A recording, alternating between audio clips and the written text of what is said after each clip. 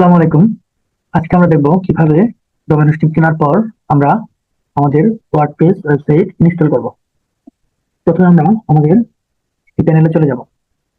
যারা domain hosting কিনেছেন তাদের ইমেইলে একটি প্যানেলের ইউজার নেম এবং পাসওয়ার্ড দিবে, তারপর সেটি দিয়ে আমরা প্যানেলে প্রবেশ করব। তারপর আমাদের যেটি করতে হবে, প্যানেলে এসে আমরা নিচ দিকে আসবো। নিচ দিকে আস্তে আস্তে দেখবেন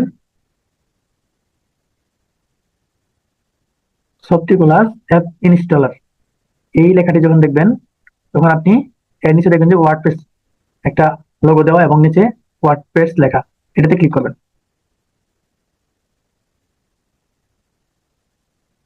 এটাতে ক্লিক করার পর আপনি নিজ দিকে আসার পর দেখবেন যে ইনস্টল নাও, এটাতে ক্লিক করবেন। এখন এখানে আমাদের দুটি কাজ করতে হবে। একটি হচ্ছে এখানে দেখবেন যদি কোনো কিছু লেখা থাকে তাহলে এটি আপনি ডিলিট করে দেবেন, আর এই পাশে দেখবেন HTTPS আছে কিনা, যদি না থাকে HTTPS এটা দিবেন এবং আপনি যে ডোমেইনটি কিনেছেন সেটি অলরেডি এখানে সিলেক্ট করা থাকবে। তারপর আপনি নিজ দিকে আসবেন, আসার পর ইউজার নেম আপনার ইচ্ছা মতো যে কোনো একটি দিয়ে দিতে পারেন। অবশ্যই আপনি সেগুলা মনে রাখবেন। এখন অ্যাডমিন পাসওয়ার্ড, এখানে একটি পাসওয়ার্ড দিতে হবে। এখানে জিমেইল দিতে হবে।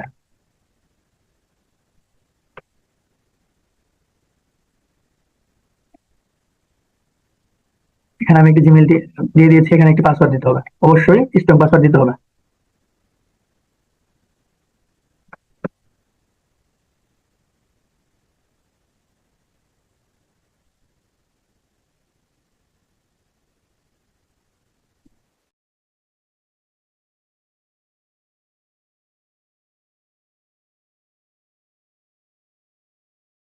আমি একটি স্ট্রং পাসওয়ার্ড দিয়ে দিয়েছি, এখানে অবশ্যই একটি জিমেইল দিতে হবে।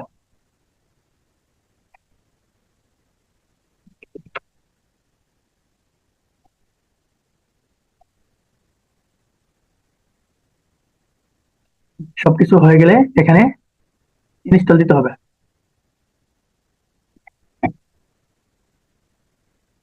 এখন এটি ওয়ার্ডপ্রেস ইনস্টল হচ্ছে।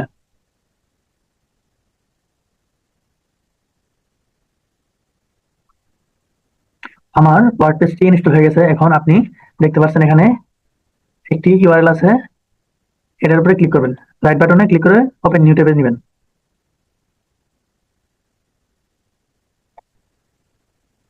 নেওয়ার পর অটোমেটিক আপনার ওয়ার্ডপ্রেসটি ইনস্টল হয়ে যাবে এবং আপনার ওয়েবসাইটে আপনি ভিজিট করতে পারবেন। আর আপনি যদি টাইপ করে আপনার ওয়ার্ডপ্রেসটি লগ ইন করতে চান তাহলে আপনার ডোমেনের পাশে স্ল্যাশ দিবেন এবং তারপর WP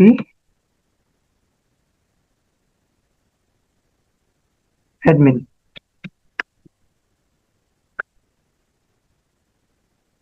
আচ্ছা এটি অলরেডি আমার আমার এই ব্রাউজারে অটো অটো সেভ হয়ে গেছে, সেজন্য আমাকে সরাসরি আমার ওয়েবসাইটের ভিতরে নিয়ে এসেছে। আপনি চাইলে আপনার এই ডোমেন থেকে শুরু করে অ্যাডমিন পর্যন্ত কপি করে যে কোনো অন্য একটি ব্রাউজারে গিয়ে ইন্টার দিলে সেখানে আপনার ওয়েবসাইটে ঢোকার লগইন এবং পাসওয়ার্ড চাবে।